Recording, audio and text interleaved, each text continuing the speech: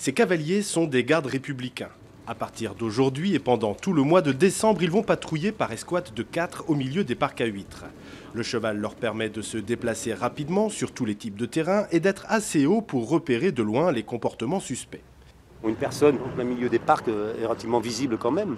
Et donc, est-ce que c'est une personne qui se promène, qui chemine, ou est-ce que c'est une personne, qui fait des repérages, qui observe pour voir si elle n'est pas justement surveillée?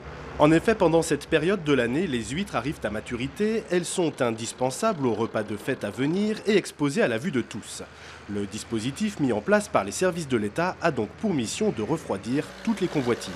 8 chevaux de la garde républicaine en renfort de la brigade nautique qui sera bien évidemment à pied d'œuvre, en plus bien évidemment de la gendarmerie nationale et de la brigade qui est là. C'est plusieurs dizaines de forces de sécurité qui seront au service de la profession conchilicole.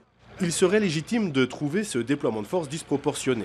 Pour l'expliquer, il faut se rappeler qu'il y a à peine quelques années, certains professionnels se sont vus dérober plusieurs tonnes d'huîtres en quelques nuits. Aujourd'hui, grâce à ces patrouilles, les conchiliculteurs dorment beaucoup mieux.